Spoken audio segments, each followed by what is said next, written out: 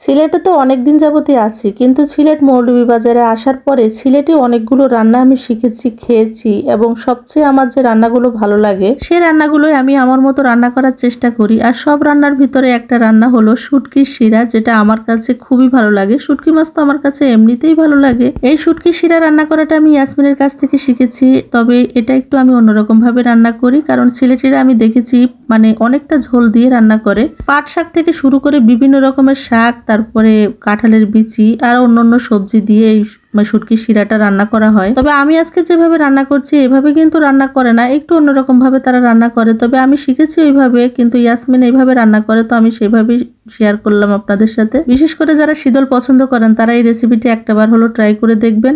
তেল ছাড়াই শুটকির শিরাটা অসম্ভব স্বাদ হয়। তো আমি প্রথমে কিন্তু পানি দিয়ে দিয়েছি, উতরানো পানি, আর লবণ দিয়ে দিয়েছি। এর ভিতরে কিন্তু আমি দিয়ে দিচ্ছি এবার মরিচের গুঁড়া।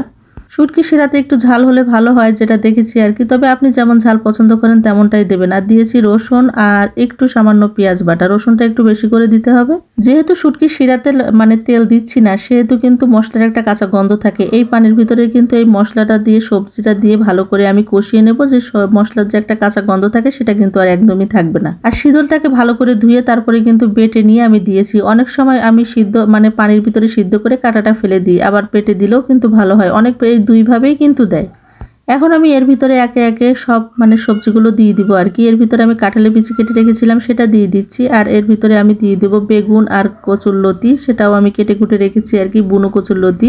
এর ভিতরে আরো শাক সবজি দেওয়া যেতে পারে, তবে আমি দেইনি, যেগুলো আমার পছন্দ সেগুলো আমি দিয়েছি আর কি। তো এর ভিতরে শাকও দিতে পারে, পাট শাক দেয়, তারপরে পুঁই শাক দেয়, আর এবং অনেকটা করে ঝোল রাখে, একদম পাতলা ঝোল রাখে। যেহেতু শুটকি মাছ দেওয়া হয় তো শুটকির শিরাটা কিন্তু এমনিতেই খেতে মজা হয়, তবে আমার কাছে যেটা আসলে ওইভাবে ওরকম মজা লাগে না। তো আমি সকল সবজি দিয়ে কিন্তু এই মশলাটা দিয়ে ভালো করে কষিয়ে নিচ্ছি। অল্প একটু পানি দেই, যদি কচুরলতি না দিতাম তো অল্প একটু পানি দিতাম। যেহেতু কচুরলতি দিচ্ছি এর ভিতরে কিন্তু একটা চুলকানোর ভাব থাকতে পারে। আমি লবণ দিয়ে এটা মাখিয়ে রেখে তারপরে কিন্তু ধুয়ে দিয়ে দিয়েছি, আর এটার পরে আর চুলকাবে না।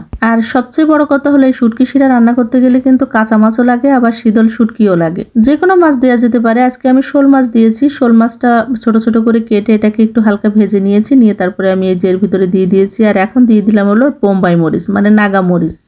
একটু ঝালঝাল হলে এই শুটকির শিরাটা খুব ভালো লাগে খেতে। আর নাগামরিচের যে একটা অসাধারণ ফ্লেভার, এটা হলে তো আর কোনো কথাই নেই। যেহেতু আজকে আমি রোজা আছি তো ভাবছি যে এই তরকারি দিয়েই আমার খাওয়া হয়ে যাবে আলহামদুলিল্লাহ। আর এত মজা হয়েছিল কি বলবো। আর এটা কিন্তু একদম কষানো হয়ে গেছে। এর ভিতরে আমি আর একটু উতরানো পানি দিয়ে দিয়েছি।